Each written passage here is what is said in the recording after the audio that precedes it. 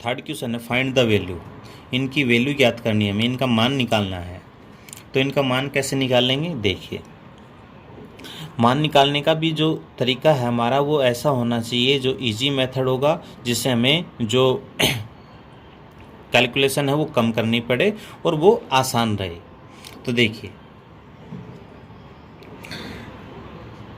आप इनमें देखेंगे 297 मल्टीपल 17, यहाँ पे प्लस 297 और मल्टीपल 3।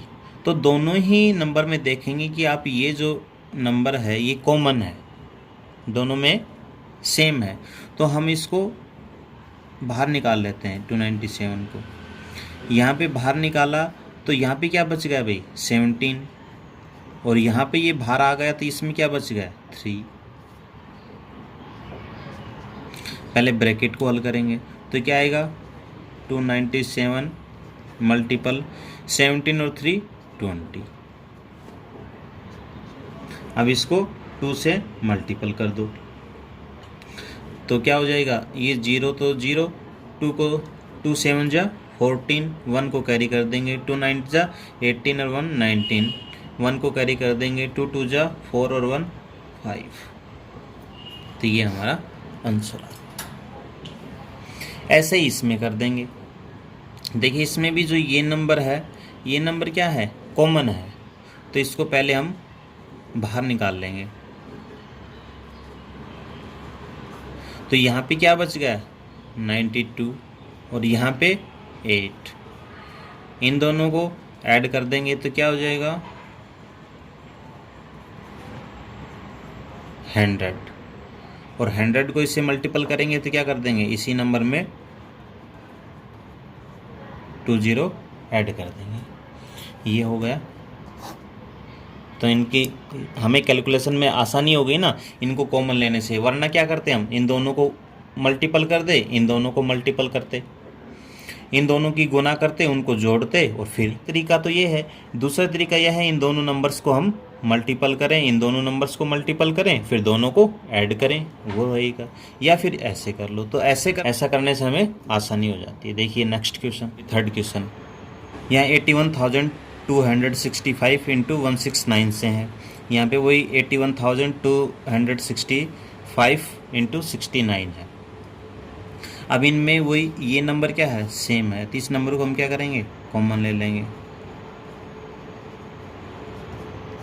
तो यहाँ ये कॉमन लेने से ये क्या बच गया 169, और यहाँ पे 69। अब पहले ब्रैकेट को हल कर लेंगे। 169 में 69 माइनस हो गए तो कितना हो गया 100 बच गए भाई। इसको 100 से मल्टीपल कर दो 20। तो ये हो गई हमारा आंसर। इनमें देखिए इस नंबर में कोई भी नंबर न तो कॉमन आ रहा है, कोई कॉमन नहीं आ रहा है, क्योंकि जितने भी नंबर हैं वो सब अलग अलग है। तो इसके लिए क्या करेंगे, देखिए यहाँ देखिए 5 है और यहाँ पे ये 5 का मल्टीपल है 25। तो इसको हम 25 को 5 लिख सकते हैं ना, और 5 लिखने से हमारा काम आसान हो जाएगा। क्या हो जाएगा, हम 5 को कॉमन ले लेंगे। देखिए अब ये 5 लिखने से क्या हो गया, अब हमारा यहाँ से 5 कॉमन आ सकता है, तो 5 कॉमन ले लेंगे हम यहाँ से। तो 5 कॉमन ले लेंगे तो यहाँ पे देखना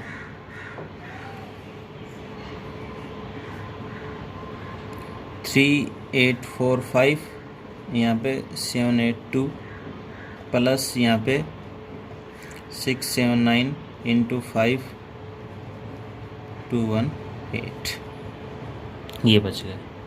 अब इसमें और कुछ कॉमन आ नहीं रहा है, तो यहाँ देखिए हम इनको मल्टीपल करते हैं यहाँ पे, तो 9 को 5 से किया कितना आ जाएगा भाई 5 9 जा 45, तो 45 का 5 और 4 को कैरी कर लेंगे, 5 6 जा 30 और 34, और 5 7 जा 35 और 3 38।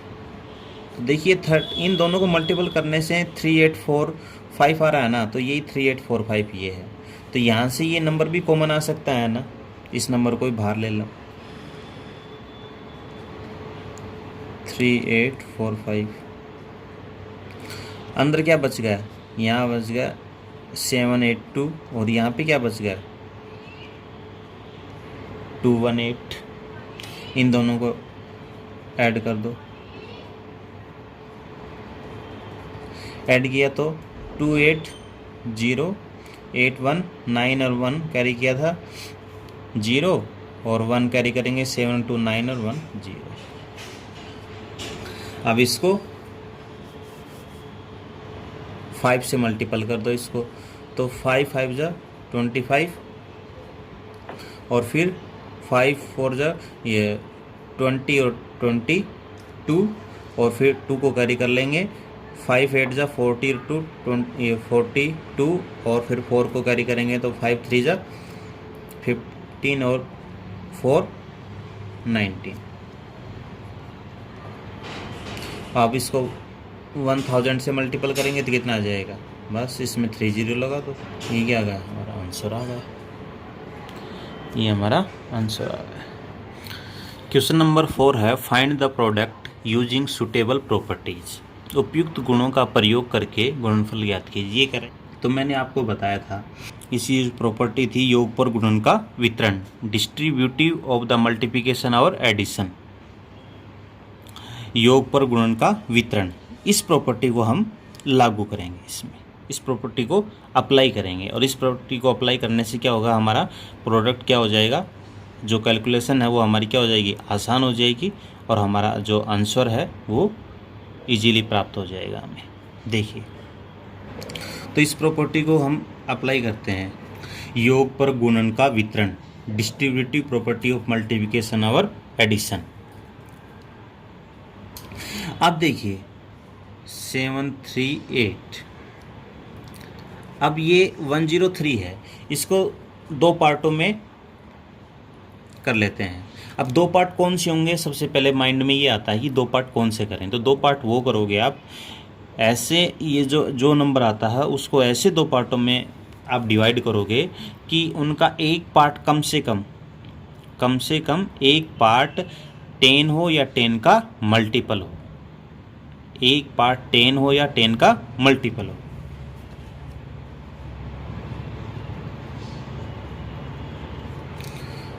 तो यहाँ आप देखेंगे कि मैंने एक 100 कर लिया प्लस 3 कर दिए, तो दोनों का ऐड करेंगे तो 103 आएगा आंसर। लेकिन मैंने दोनों पार्ट कैसे किए हैं, एक 100 किया है, एक 3 किया है, क्यों, क्योंकि एक पार्ट मैंने बताया था आपको कम से कम 10 या 10 का मल्टीपल करना ही करना है, तभी हमारी कैलकुलेशन इजी होगी। देखिए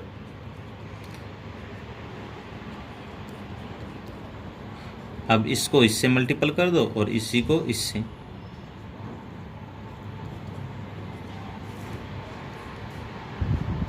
फिर दोनों को ऐड कर देंगे। ये कितना होगा 73800, 100 से मल्टीपल कर दिया, इसको कर दो तो 3 8 जा 24, 4 3 3 जा 9 और 2 11 1 और 3 7 जा 21 और 1 22, दोनों को ऐड कर दो 0 4 4 0 1 1 8 2 10 1 को कैरी कर दो 3 और 2 5 और 1 6 और 7, ये हमारा आंसर। अब देखिए सेम प्रॉपर्टी इसी में फॉलो कैसे करेंगे। 102 को दो पार्टों में डिवाइड करेंगे, तो करने का तरीका वही, एक पार्ट 10 10 का मल्टीपल हो, 854 को 100 से और 854 को 2 से मल्टीपल कर दो, ये तो 84400 और इसको 2 4 जा 8 2 5 जा 10, 1 को कैरी कर देंगे 2 8 जा 16 और 1 17, ऐड कर दो 0 8 8 0 0 0 4 7 1 1 को कैरी कर देंगे 5 1 6 और 1 7 और 8, ये आ गया आंसर। 258 को हमें मल्टीपल करना है 1008 से, तो इसको भी हम 1008 को क्या करेंगे, 2 पार्टों में ऐड कर लेंगे।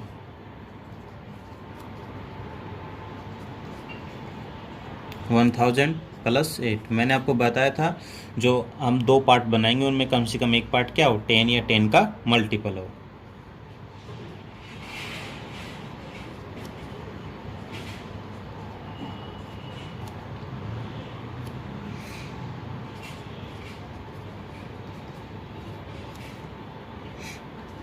अब इसको मल्टीपल कर देंगे तो कितना आ जाएगा भाई, ये 3 0 लगा दो और इसको 8 8 जा 64 का 4 6 कैरी कर देंगे, 8 5 जा 40 और 6 46, 4 को कैरी करेंगे, 8 2 जा 16 और 4 2 0, इनको ऐड कर दो, 0 4 4 0 6 0 0 0 0 8 2 10 5 1 6 और 2, ये आ गया हमारा आंसर। देखिए डी का। अब इसमें देखिए ये 1005 है और ये 168 है। हम क्या करेंगे यहाँ, फिर इसको यदि 2 पार्टों में करते हैं तो 100 प्लस 68 करेंगे और इसको करेंगे तो 1000 प्लस 5 करेंगे। तो देखिए 5 छोटा डिजिट है, इसको कैलकुलेट करने में आसानी रहेगी, तो हम इस पार्ट को फिर 2 पार्टों में डिवाइड कर लेते हैं। 1000 को 168 से मल्टीपल प्लस इसको 168 से, ये कितना हो जाएगा 16830 और ये 5 8 जा 40 और 5 6 जा 30 और 4 34 और 5 1 जा 5 और 3 8, ऐड कर दो, 0 0 0 4 4 0 8 8 8 6 1, ये आ गया।